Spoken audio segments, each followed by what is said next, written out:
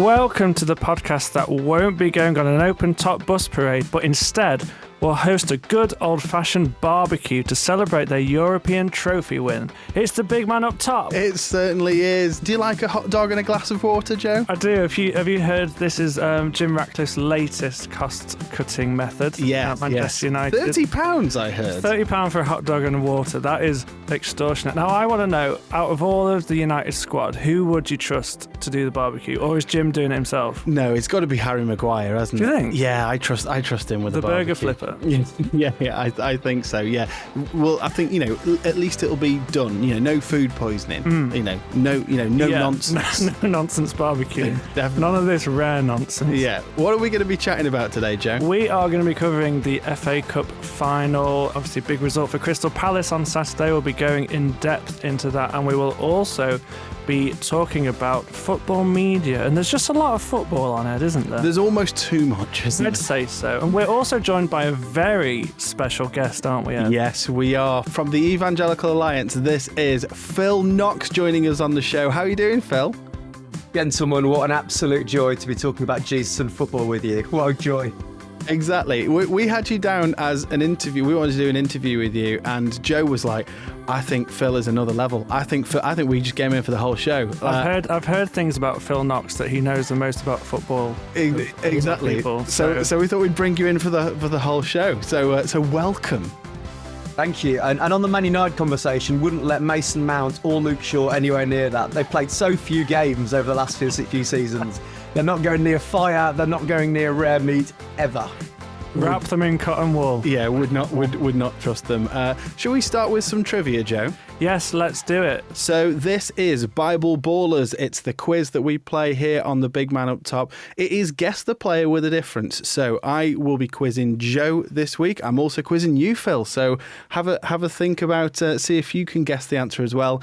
How it works is it's Guess the Player with a Difference. So I'll give you a few clues to guess the player, but this player will share his first name with the name of a book in the Bible. So that's you need to test your Bible knowledge. You do. As well as your football knowledge. Yeah, how did you get on last weekend? Not great. I believe your answer to the question was James Cleverly, yeah, former Home Secretary. So I confused Tom Cleverly with James Cleverly. And no, I've had a few messages about that. We'll move swiftly on. So are you ready for your question this week? Yeah, Joe? let's do it. Okay. Which player became a world record transfer for a teenager when he moved to Manchester United in 2014? 2014, was that still Moyes? I've no idea. Now, producer Anthony's a United fan and he's keeping quiet, so in case he knows. But Joe, what are your initial thoughts? Players that might be in the mix for this one? Oh, gosh. I'm struggling. This is prime you territory. John. Phil, any thoughts? Well, it could be the aforementioned Luke Shaw, couldn't it? Could have been. Yeah, that's quite a good shout, actually. Yeah. Yeah. Any other thoughts? Who else joined at that time? Oh, it's all such a blur, isn't it? Between now and Fergie. Yeah. It's all been terrible. Well, I'll give you the guys the rest of the episode to think it through, and then I'll get you to lock in your answers at the end. Thank you very much. Does that sound good? Yeah, perfect. Fantastic.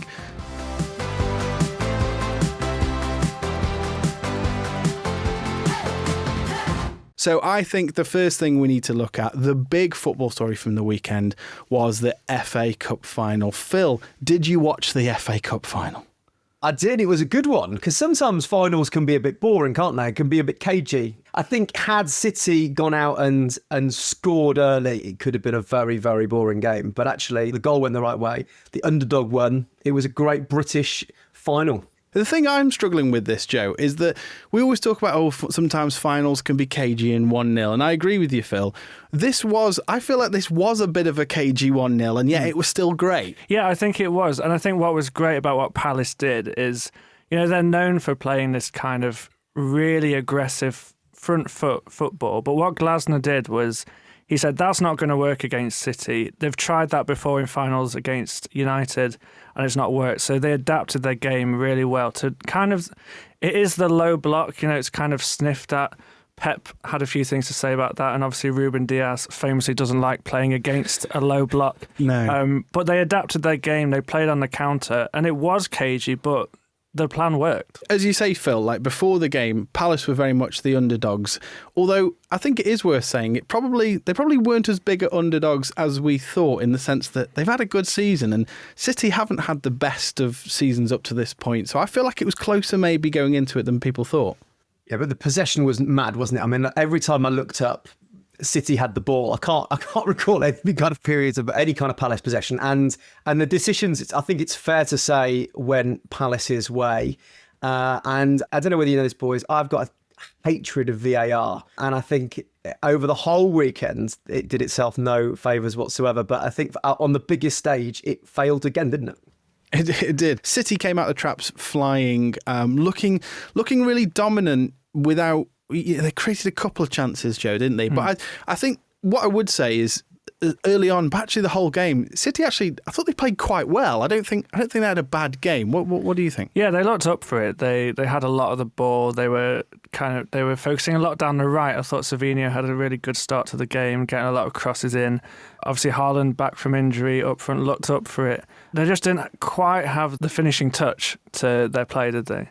No, and I think as I say, they managed to create a few chances, but no real sort of clear-cut opportunities. And yeah, it was a good amount of time before Palace even managed to get into City's half. Yeah, a long time, but it was the most Palace attack you ever seen that led to the goal. It was. Talk us through that goal, Joe. Well, yeah, a feature of their attacking play recently has been Munoz on the right, hasn't it? In that right wing-back position. They look like they're going to score every time. So we got it out to the right after a bit of play with Mateta, kind of cut it back to the edge of the box, and there was Eze who slammed it in. Yeah, Eberechi Eze, what a player he is. Took his goal really well, but he's had a great year, hasn't he? Yeah, he has. I saw on the BBC website last week that he also is a chess champion. I mean, that's not fair, is it? I mean, we often write off players for being good at football, but not good at anything else. There are some players who you really dislike, aren't there? But Eze, even when he scored, I was like, I just still quite like him. And I think also very, very unpredictable. I love unpredictable players, and I think that's what terrorizes defenders when they're up against Eze. That he's great with both feet, can both pass and shoot and go past players, and great, just human being, but also what a wonderful footballer. And a lovely story as well about, how he was released from various clubs, early on and really didn't seem to be having the career trajectory that everyone thought he would. And, his faith has played a huge part in him sort of not losing courage and not losing hope and sticking at it. So a really great story there. Next, I want to have a look at the red card. Joe, what did you think of this red card or lack of red card? Producer Anthony said that Palace have had their very own hand of God moment. Yeah, I like that. That's good. Very good. I guess the whole thing was he through on goal or not? Because if he is, Henderson's handballed it outside the box. Has he denied a goal scoring opportunity? It's Haaland, so probably yes. But do you judge it on the player? Do you judge it on the situation? And the ref has decided that it wasn't an obvious goal scoring opportunity. Yeah, I mean, for my opinion, I think it was a terrible decision because I just think I think without the handball, he nudges it past the goalkeeper, and even though he's wide, he's got a difficult angle, but he's still got a goal with only a defender in the way. Yeah. And Haaland is such a good finisher, you wouldn't put it past him to score. And at the very least, it's a very clear opportunity. Phil, what did you make of it? Are you going to make it 3 for 3 in thinking that Henderson should have been sent off? They're an absolute shocker. It's absolutely indefensible. It was a sending off 100 times out of 100. And I'll take hand of God in the midst of it, because there's no other explanation. The debate was he outside the area? And the commentary team was like, if it's outside the area, he's got to go. And it was so far outside the area, definitely a send it off. Yeah, and he was rather brazen after the game, wasn't he, Henderson? He was like, "Oh, it was fine. I was in my box." And he was kind of blaming the pitch for it. He was like, "Oh, the pitch was too dry that it didn't bounce enough." I'm like, it doesn't matter. It doesn't matter how dry the pitch is. I think definitely Henderson got away with that, and he ended up having a really great game, but he was also involved in the second incident, wasn't he? The penalty that was given for City. Do you want to tell us a little bit about that one, Joe? Yeah, so City got the penalty. I guess we'll come on to discuss whether that's a penalty or not. But the penalty itself, Haaland took the ball and very much looked like he was going to take this penalty, as he is City's penalty taker. But he kind of took the role of what do they call it, like the guard or something? The guardian. The guardian, the bodyguard, that kind of take the pressure away from the actual penalty taker, who in this instance was Omar Mamouche. Never taken a penalty for City before, first cup final with them. It just felt like a classic case of overthinking, which I think Pep has a tendency to do. Stepped up to take the penalty, and Henderson just knew exactly where he was going to go, moved early, saved the penalty. And should he have been on the pitch? Probably not, but that's what happens, isn't it? Phil, what did you make of the actual penalty decision? It looked to me like he got the ball looking at all the replays. I don't think it was a penalty. Another shocker for VAR. The post player clearly touches the ball, shouldn't be a penalty. And sometimes it's interesting. I think more often than not I've seen that when it's a very fine margin penalty, often justice is done. And so the game's then sort of petered out. I think what I'd say is Palace just stuck to the game plan. City struggled to break them down, and the frustration started to creep in. Interesting about Pep's substitutions, Joe. He didn't make substitutions until very late on. Yeah. And then they were odd ones when they came. Well, yeah, I think you're looking at this game and you're thinking, this is perfect for Jack Grealish. Come on and change the game. Jack Grealish of 3 years ago comes on, changes this game. Obviously, he's a very different player now because Pep's had his way. But Pep decides to bring on Claudio Echeverri, who they signed him a year ago in January, sent him back on loan to River Plate, and he came back this January, hasn't kicked a single football in the last 5 months. And it's just, again, the most Pep Guardiola thing. Let's bring this man on to equalise in an FA Cup final. If he does score, it's another Pep masterstroke. Yeah. He doesn't score, so it just seems like a bit of a strange decision. Yeah, definitely. But as I mentioned, City just couldn't break through. 10 minutes of stoppage time just to make things really difficult for the Crystal Palace fans. But then the final whistle goes and lovely scenes, Phil, at the end. Lovely scenes on the pitch and in the stands. Yeah, I think my favourite moment was when they were trying to interview Eze and Mateta, and all they wanted to do was go and celebrate with the rest of their players. And they just kept asking him questions. And Eze was like, I just want to go and leave me alone. I just want to go and celebrate. And, clearly there was kind of media responsibilities written into the contract winning the FA Cup, and he wasn't allowed to get away. But yeah, glorious. And I think we love the underdog, don't we? I think everyone apart from Man City fans who were supporting Crystal Palace. I always find it fascinating as well at the end of a final when you see the ground and literally half the ground has gone and the other half of that, it's like half have been raptured. Do you know what I mean? That moment, they're very quick out the door. But also delighted, got a few, my Facebook feed was full of a few Crystal Palace fans who were at the ground, and for a club who've, I don't think have ever won anything apart from they were trying to, you could hear the commentators trying to dredge up some trophy from like the 1900s or something that they won. but it was great and fabulous for someone outside the normal contenders, the usual suspects, to win a trophy. And this is a huge moment as well for Alan Pardew, whose dance in 2018 is now no longer the lasting memory of Crystal Palace fans at Wembley. Yeah, the fantastic dance. I want to touch really briefly, talking about the scenes at the end, on Joel Ward. And to be honest, I was very surprised that I didn't hear a single boo from any Crystal Palace fans for a player who is cynically running down his contract. Joe, what do you make of that? Yeah, well, Joel Ward, Trent Alexander-Arnold, both very similar players, the peak of their game. Yeah. And I was booing him. But it was lovely to see what the scenes, so this was Joel Ward's last game for Crystal Palace. What a way to finish, and they had him lift the trophy with the captain. Yeah, so he's club captain. Obviously he doesn't play as much as he did before, but he's been there for about 13 years, I think. And what a way to finish a great career. Yeah, absolutely. I look forward to seeing him probably turn up at Wrexham next year. Yeah, I think that sounds about right. I want to touch on the faith of the Palace team, Phil, because there's been a lot made about the Christian players. What do you think it means for a team? Because footballers with faith and footballers being open about their faith isn't particularly new. You hear it with players like Gakpo and obviously Kaká going back a few years ago. But what does it mean for a team to have so many sort of openly Christian players? Yeah, I think it's interesting. I saw a non-Christian Palace podcaster talking about the fact that they saw the real strength in it, and I thought that was a really interesting observation from a non-believer talking about the merit of faith. And he kind of went through the list of the Palace players who loved the Lord and the benefits that was providing. So I think that's a really interesting insight into someone who's not a Christian saying, look, this provides real value for togetherness.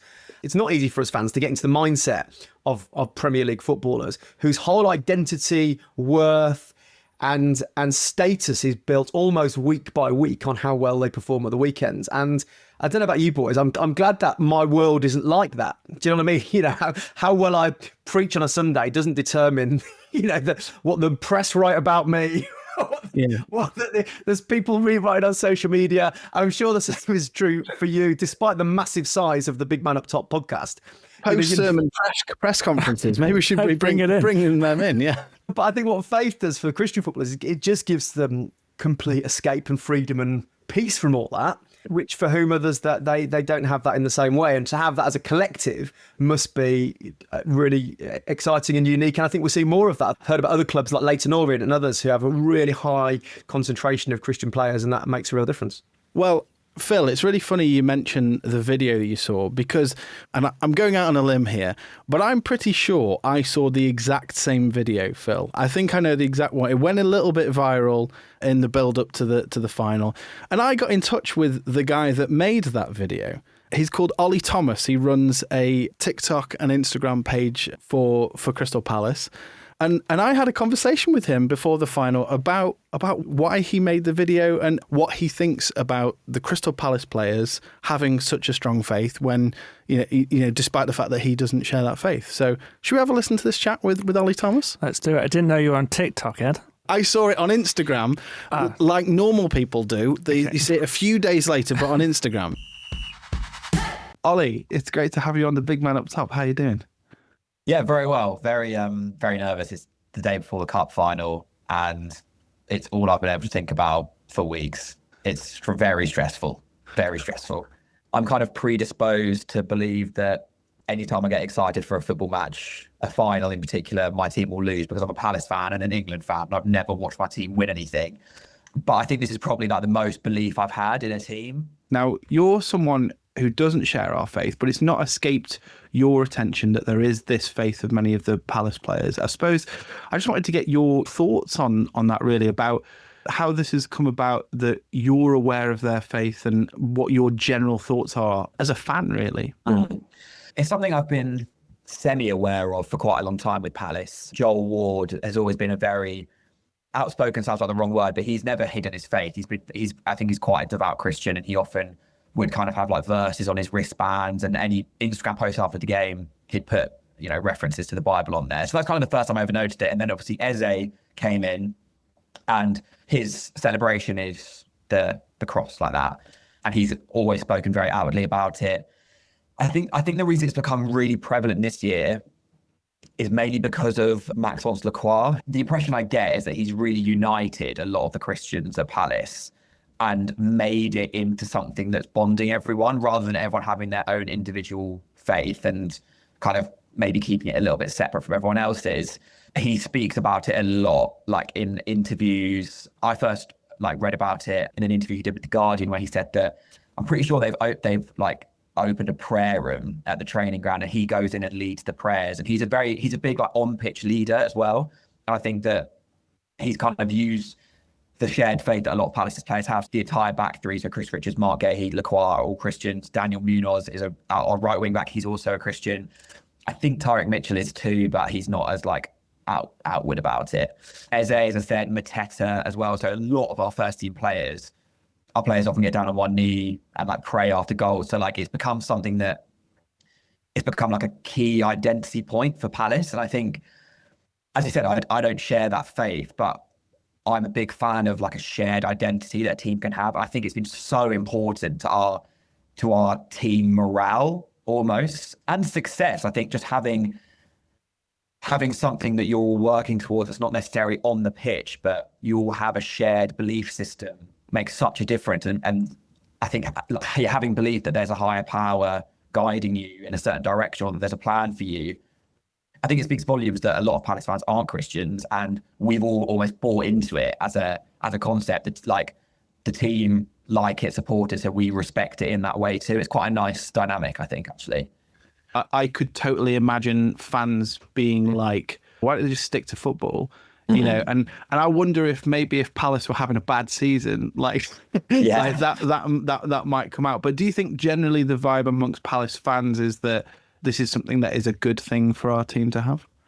Yeah, I think so. You're right. Like, anything that we perceive helps the team is probably going to be received well. I think of Joel Ward, and he was kind of the first player at Palace who I was aware of him being a Christian. I think everyone was very open to it. I think Palace are quite an open-minded club in general, because where we are in South London is very multicultural, and I think Palace do a good job of making sure everyone feels included, and that includes Christians as well. You're right, it's a unique thing that Palace have, and it's a new thing we've had this season, but it signifies more of a bond as well. Like, I think Palace players being connected and being close to each other, almost regardless of why that is, it makes us fans feel like they're buying into Palace more as well. And it's nice to feel like there's a Palace family and kind of have that atmosphere around the club. And if faith can facilitate that, I think Palace fans will like that. Would you tell us a bit about your page on Insta, all your social stuff?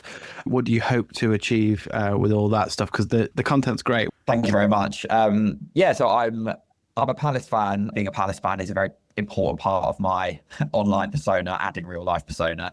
But equally, my content is not just about Palace. I kind of try and spread it out between the different clubs, different leagues, different countries. I try and keep things relatively lighthearted. Like, I know you can definitely build an audience in football by shouting at your phone about how terrible your team is every time they lose, but I try and keep it positive. So try and look on the lighter side of things in football, and not necessarily very tribal or aggressive towards anyone, just light and fun. And some people think football is life or death, which it is to an extent, but sometimes you gotta enjoy it too. So that's what I try and do on my pages. Would you tell us a bit about your page on Insta, all your social stuff?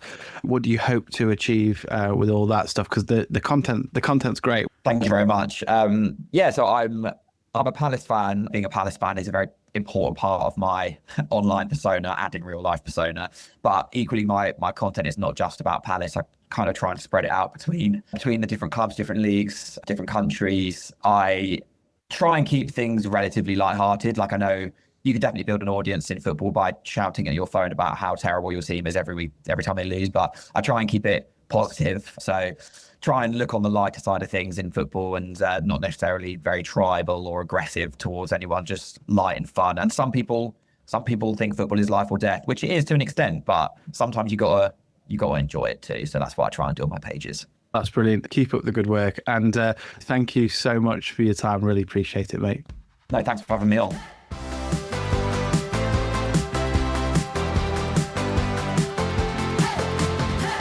It was lovely to just hear him talk about, from a non-believer's perspective, like how actually, this is a great thing, and we're all bought into it, as a wider fan base, Phil. Yeah, again, just brilliant, isn't it? I wonder whether culture's changed a little in that way.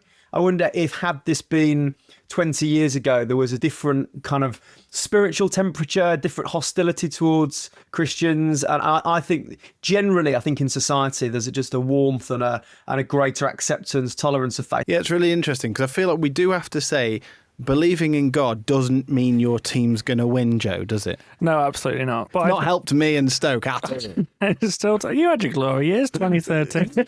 I think God was in that, maybe. Maybe. Yeah. I think what it is for me, though, it's quite refreshing to hear this perspective on it, isn't it? Because we can get so caught up in like the Christianese of it all. But from this outside perspective of, I don't really know what this faith is, but I can see there's something different here. Yeah. There's a togetherness, there's a unity. Almost that these guys at Palace, they're standing out, that you can tell there's something special about them. You don't necessarily have the words to put to it what this is. It's giving them a hope, isn't it? And a purpose. And I think, like, when I speak to friends, Phil, that I know are not Christians, and we have conversations about faith, often something that they say, and maybe they're just being polite, is, they'll say, I don't share your belief, but I do love the idea of the community. Like, so actually the kind of this whole sort of united family of people is something that appeals to people, isn't it? Yeah, and we're more lonely and disconnected, I think, as a world than ever before, almost. I got a message from a friend of mine who's not a believer after the cup final, basically saying we'd like any of those Palace players at Villa. He's another Villa fan. We also said, make sure you get Eze signed up to your Christian Union, as if somehow it's like at school. But I think there's something beautiful and appealing about the community. I was with a friend of mine who I was in youth group with a long time ago, and he's not going to church anymore. But the thing he said, I just really miss the community. And so he's going through a bit of a kind of life change at the moment. I said, well, mate, why don't you, as you're moving home, as you're moving somewhere new, find a good church, go for the community and see what happens. And I think especially when people move to a new place, the disconnection in our world, what we have as community, as Christians, we don't often realise that of the power of that connection we have with others. 100%. And also, like, you know, maybe there might be some kind of rubbing off of this faith on their teammates. Not saying that it's, oh, that's it, the whole squad's going to be converted, there'll be mass baptisms next week. But actually, you may well hear a story in a few years' time of a player who was in this team, and being around all these Christian players actually had an impact on how they thought about faith as well. Yeah, I think the great thing is about this kind of group at Palace is they're not ashamed to hide that they are praying. There's this picture of them with the cup afterwards, isn't there? That they're all kind of praying around it, and the whole squad's there. They're not kind of doing this in a corner. They're doing it front and centre, and you can only imagine that the kind of players on the outskirts of that are looking in and think, oh, this is actually something quite special. Joe, why don't you just tell us, going into this final weekend, what is there to play for? Well, there's still a lot to play for, Ed. Let's start with Arsenal. They actually secured their Champions League football this weekend with a 1-0 win over Newcastle. They've finally beaten Newcastle after 4 attempts this season. They managed to get one over Eddie Howe's team. They weren't great again in the first half, but Arteta's half-time team talk seemed to be doing the job this time, and they scored in the second half. A great goal by Declan Rice. And yeah, they are in the Champions League. Nottingham Forest, they have kept their Champions League hopes alive with a 2-1 win away at West Ham. Terrible mistake for their first goal, wasn't it? Terrible mistake from Areola. One of our big things, Phil, is this passing it out from the back malarkey. Nonsense. And yes, the amount of goals that get conceded needlessly. And as a Stoke fan, I feel like I have to say, I'll say this every week, Joe, just hoof it down the pitch. Well, you say that, Ed, but you took me to Stoke this year, and even you were playing out the back. Yeah, that's true. Yeah. Look where we are. Yeah, and after 5 seconds of passing it out the back at Stoke, you all get booed. Yeah, it was not great. It's just not the Stoke way. But let's talk about Villa, shall we? Friday night, Phil, 2-0 win over Tottenham Hotspur. What were your thoughts on this? It was a really significant day for me on Friday because I submitted the manuscript for a book. Big day in my life, and so we celebrated, sat in the garden with a little glass of champagne, a few friends. We don't do this very often, but brought the TV into the garden and watched Villa sat on the garden. It was beautiful. Had Spurs won, it would have ruined the evening. But I don't often sit outside drinking champagne watching Villa. And Villa winning, to be honest, still is a bit of a novelty for me, having, watched decades of pain as a Villa fan. But we're a good team at the moment. And I always felt, I think, throughout the game, before we got that first goal from Konsa, I thought we'd get there, and we did. What do you make of Villa's season in general, Joe? I feel like they've finished strong, haven't they? Yeah, well, I think something that Villa have done that so many teams fail to do is strengthen in January, and it's worked. They've brought in Rashford, they've brought in Asensio, and it's really lifted them when they've needed that extra squad depth with the Champions League. Obviously, they struggled earlier on in the season with that kind of Wednesday, Sunday, Tuesday, Saturday kind of cycle that comes with Champions League football. Their Premier League results suffered because of that, but they're coming into form at the right time. We're going to touch on the European race much more next week. After this last round, we'll talk about who's made it and who hasn't. I want to ask you the question, Joe. Okay. Was this, and this is a big question, was this a boring Premier League season? Was this a disappointing Premier League season, Joe? As a Liverpool fan, I'd say it's been the best season in about 35 years, personally. Fair enough. It's the most hotly contested season, the best quality Premier League season I've seen for quite a while. Listen, the title was decided months ago. The relegation places were all gone months ago. The only thing we've got has been Champions League, Europa League qualifying. Granted, that is close going into the last day. But what do you make of the Premier League season just more broadly? Yeah, I think there's two ways of looking at it. You can look at it that the quality has dropped. Teams are tired, players are tired. But also that kind of mid-table kind of cluster of teams have been very good this season. They've kind of taken points off each other.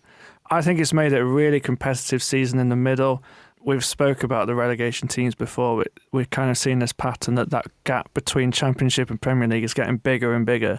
I think we're going to see it more, and I think that's a shame. Well, that's it. You absolutely touched on it there. That mid-table cluster, teams like Crystal Palace, Bournemouth, Brighton, Brentford, who've all played really, really well at times. So actually, Phil, you've got to argue that Villa being where they are and finishing where they are is a tremendous achievement, isn't it?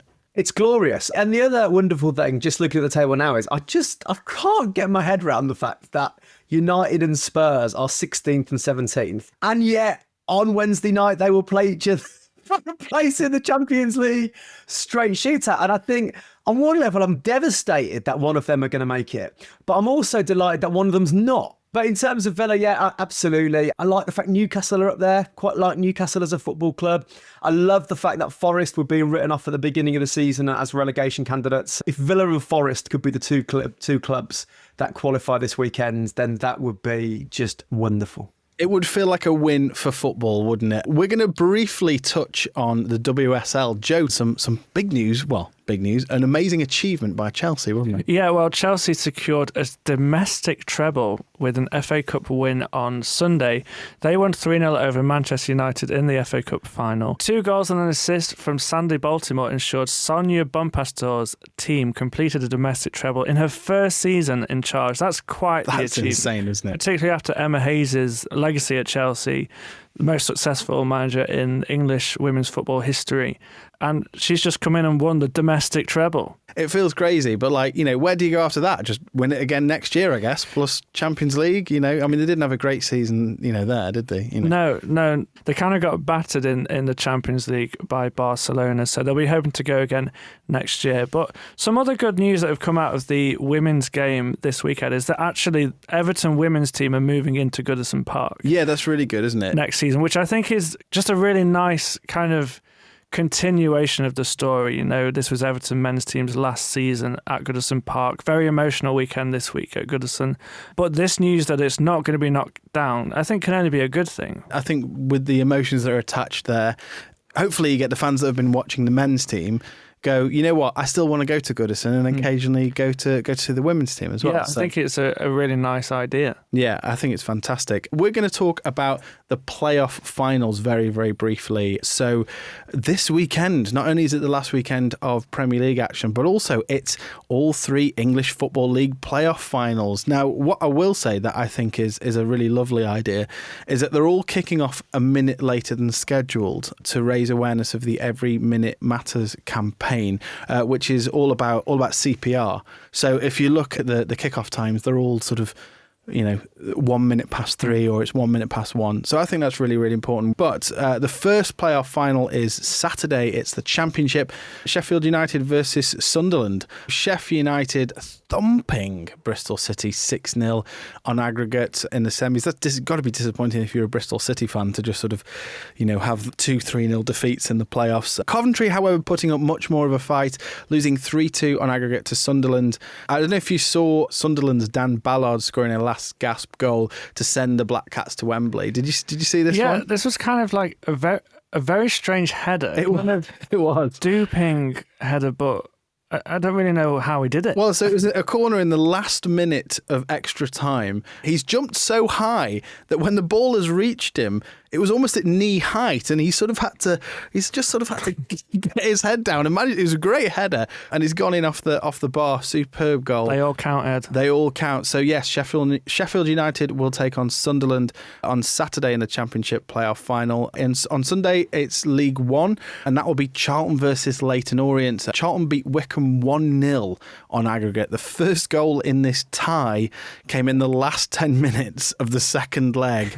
Nathan Jones going crazy, wasn't he, Joe? He loved it. I love Nathan Jones. I think he's one of the most interesting characters in football. He will always have the prize of preventing Pep Guardiola from getting the quadruple a few seasons ago when he knocked them out the Carabao Cup. But he kind of took some headlines in this game, didn't he? When the final whistle blew, he was kind of directing his players to the very end of the game. The whistle goes, he turns around and he sees the camera and drops to his knees. Yeah, did you see this, Phil? It was very dramatic. And again, there was lots of, he was looking to the sky. Nathan Jones, a man of faith. I love a box office manager.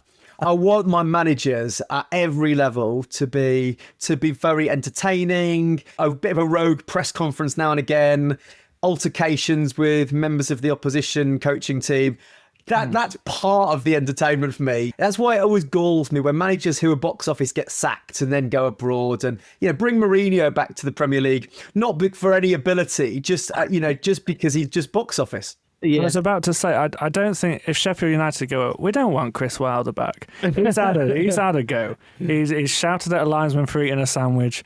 Let's not bring him back. Let's bring Mourinho to Sheffield United. Let's do it. Leyton Orient shocked Stockport County, beating them on penalties to get to Wembley. That will frustrate Stockport County fans, obviously not just for the defeat, but the fact that they've played really well this year, and to get beaten on penalties to a team that sort of snuck in will be particularly galling. But then Monday, we have the League Two playoff final, AFC Wimbledon versus Walsall. Wimbledon looking really clinical against Notts County. Walsall getting there with a 4-1 aggregate win over Chesterfield, just hitting form at the right time. And again, how well they've played this year, that just feels right.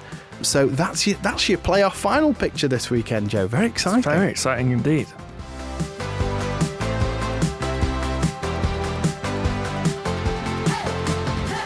Now, Joe, we've mentioned that it feels like there's too much football. And certainly this time of the year, that's how it feels like, doesn't it? I think so. I think we're all getting a little bit of football fatigue. We're ready to go and sit on the beach. I think so. This is meant to be like the fallow summer, where we don't have any tournaments to watch. We can just take a bit of a break. Yeah, except no. It's not happening, is it? It's not happening. Phil, have you got plans for Centre Parks over the summer, or anything away from football?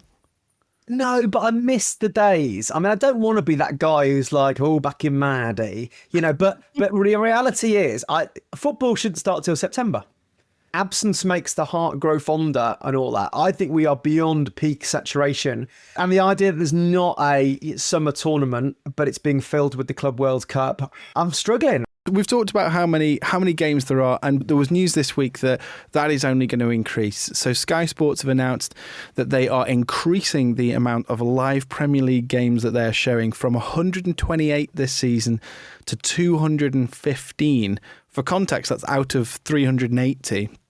Which is just a remarkable number. Amazon Prime are showing no games because they've come to the end of their contract.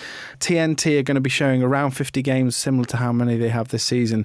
But essentially, that increase from Sky Sports isn't just that they're taking them from elsewhere. These are additional games that are going to be broadcast. So in practice, what this means is there will be many, many more Friday and Monday games. My gut feelings expect that to be the norm going forward, that's most weekends. Plus, there will also be double and triple header games at 2:30 on Sundays. The first question I've got for you, Phil, is what do you think this does to football, having games just essentially go away from the Saturday 3 p.m. kickoff? Yeah, well, I think most people aren't that affected, I guess, unless, I think people who go regularly that are a small kind of percentage of the big football watching population. I do wonder whether it will result in less watching overall. I think obviously there's more matches, but I do think we do reach a saturation point. And I think the future of TV watching also might not also be broadcast. It's interesting that kind of the big streaming platforms, the Netflixes, the YouTubes of this world are beginning to invest and buy sports packages. I think probably the long-term future of a lot of football watching will just be everything streamed. But I think there will be probably a knock-on effect on tendencies. We will get to a point where probably it'll just mean less that we're waiting for the next game to come on because every game's on. Well, Joe, I wanted to say, Is it? I mean, maybe I'm just blindly optimistic. Is there a possibility that this could actually help lower league attendances? Because if let's say you're a Liverpool fan and you're no longer going. I mean, it's basically Liverpool every week now. Anyway, when was the last time you played at 3 p.m. on a Saturday? But you're able to then go to a different lower league game at 3 p.m. on a Saturday if you want, and you can then still support your Premier League team that are playing on the Monday night or whatever. And actually, I'm trying to look for a silver lining. I think it's good to try and find the positives in that. And I think obviously the 3 p.m. blackout was designed to make that happen. I don't think it really works. I think it's quite an outdated rule that they have.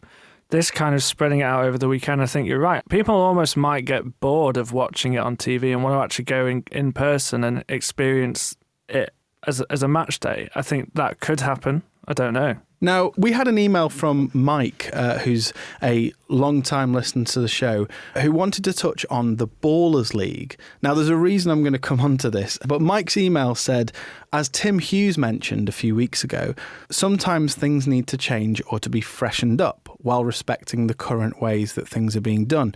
In the football context, this is the Ballers League in the UK that is currently taking place every Monday night in London, featuring various celebrities, academy players, current past footballers, all playing in a professional 5v5 street football league shown live online and on Sky Sports.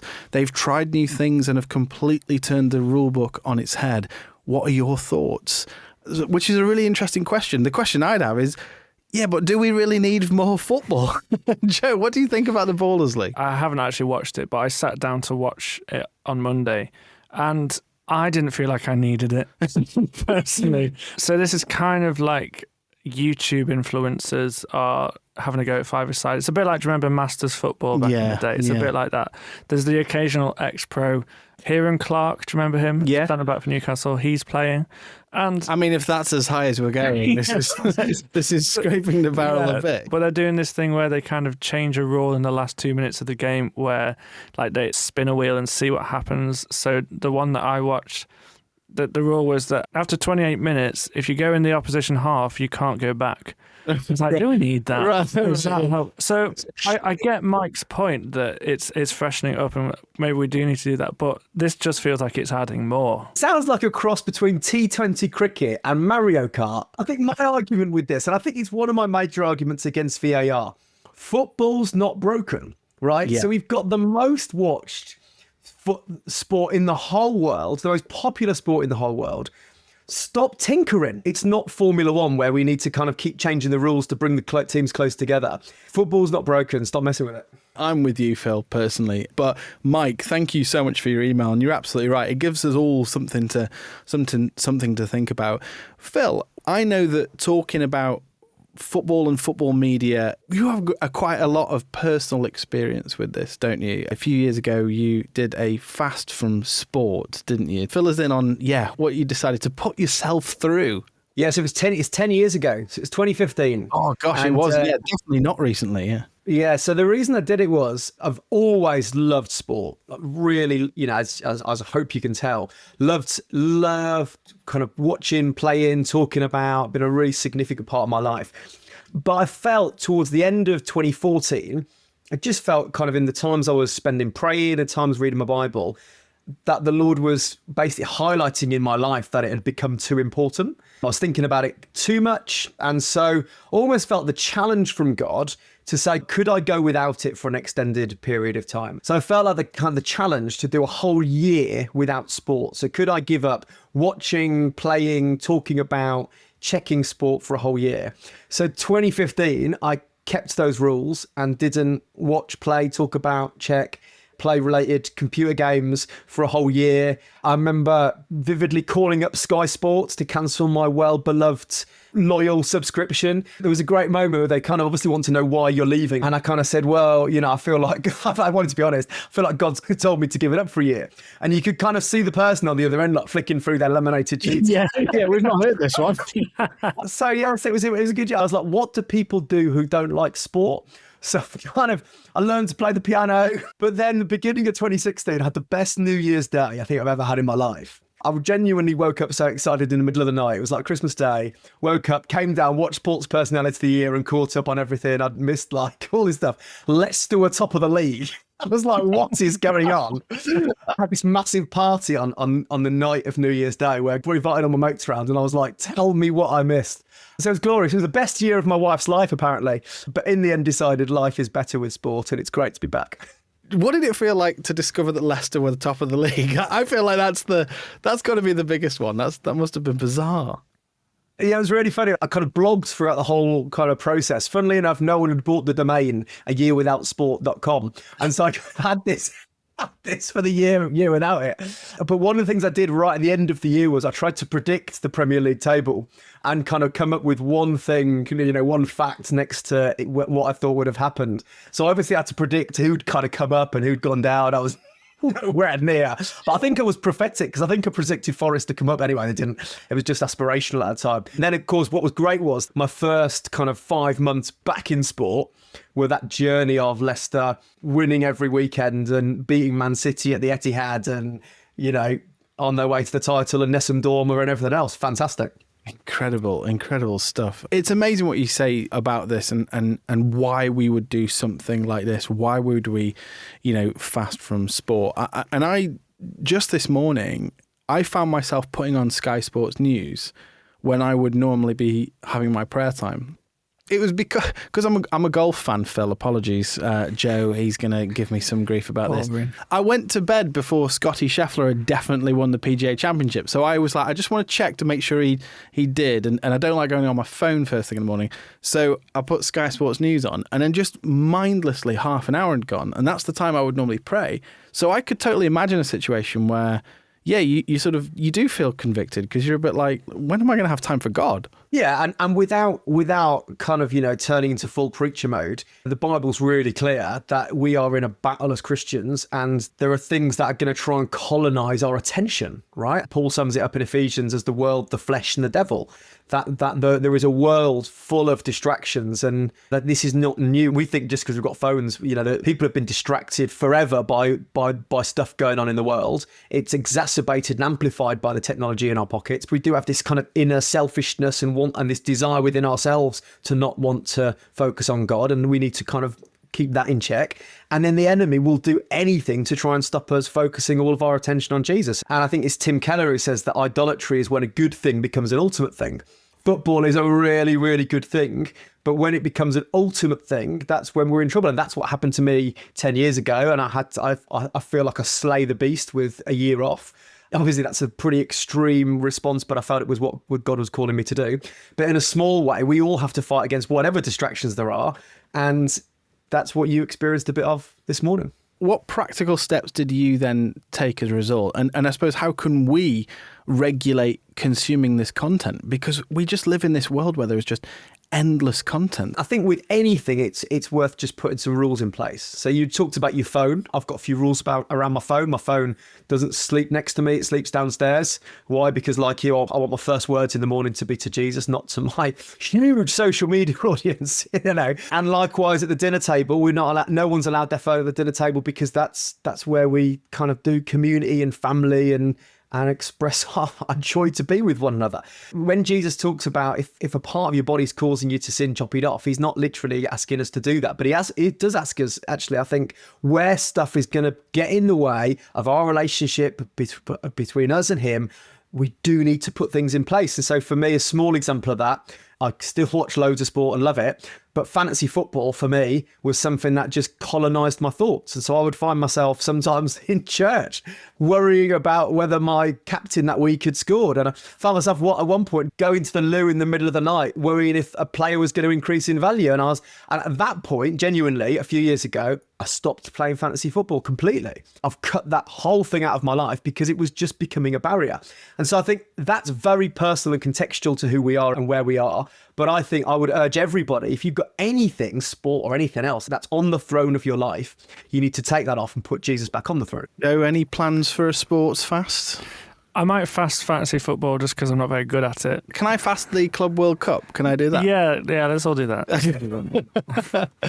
I think that's really interesting, Phil. This is such wise advice. You'll play it down, but you're absolutely right. To take something that doesn't, I don't think many people would look at sport and say, oh dear, that could be an idol. But actually, for you at that time, that's what this had become. And so to take something that is inherently a good thing, I would think, and notice when that was becoming too much in your life, I think is a very, very brave and wise thing to do. So yeah, fair play, Phil. That's absolutely fantastic. Do you have any plans for a further fast, or is it just sensible rules from here on in? No, I mean, it's been a good warning, right?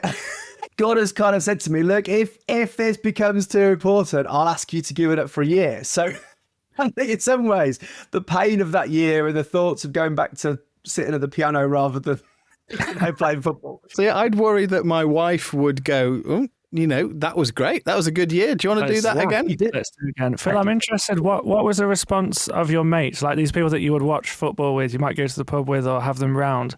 Like what was their response to it? Phil's gone mad. Yeah, I think some did think I was mad. And that's okay. I remember one mate going, mate, don't you do enough for God? But I think, do you know what? I think people respected it. I remember it was the year of the African Cup of Nations, and I sat in a room facing the other way, talking to people while watching the game, having no idea that it was actually on. So yeah, we got there. Well, Phil, I think it's absolutely fantastic, and yeah, thank you for your wise words, and we shall put some of that in place, won't we, Joe? Yeah, I reckon so. Yeah, we'll try. We'll try. So, Phil, you work for the Evangelical Alliance. Tell us a little bit about your role there. What do you do? What does the EA do as well, more broadly? So Evangelical Alliance has existed since 1846. We've existed to do two things. First of all, unite the church around the gospel, to see every different kind of extreme church background come together and be the answer to Jesus' prayer in John 17, that the church might be one so that the world might know. So we exist to unite the church and equip and inspire Christians to be able to share their faith, but also speak up at the highest levels of government on issues that really matter to Christians. Well, thank you, Phil, for all the work you do with the EA. You are a wise man.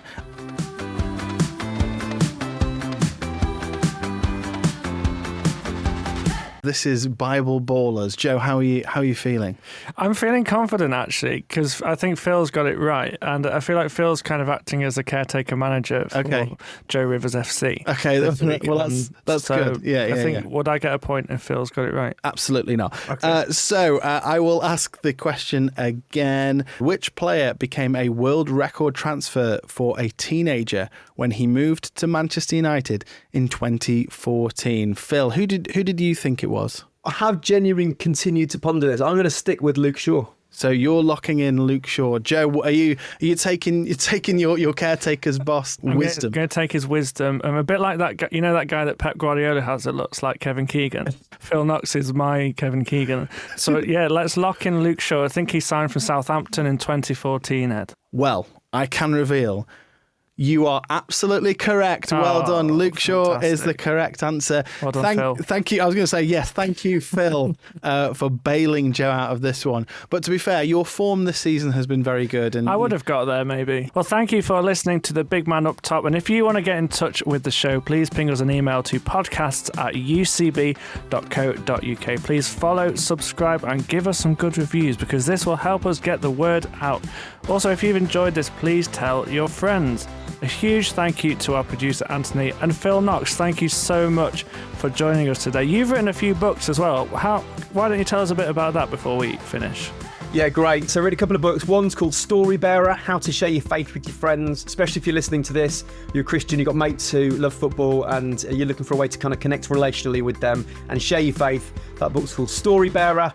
And the second, I talked a bit about my passion for friendship. I had a terrible pandemic. Two things got me through: faith in Jesus and my mates. So I decided to write a book about how good friendship is and how we can be better friends. That's called The Best of Friends. Would love you to check those out. Amazing. So look out for those. And Phil, we really appreciate you joining us for today's episode.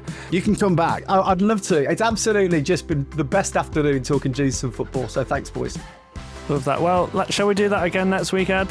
What, with Phil? I think Well, I think we're taking we've too much of his abused time. too much of his time Yeah. right now, Joe. But yeah, let's do another episode next week. Let's do it. See you later. Bye.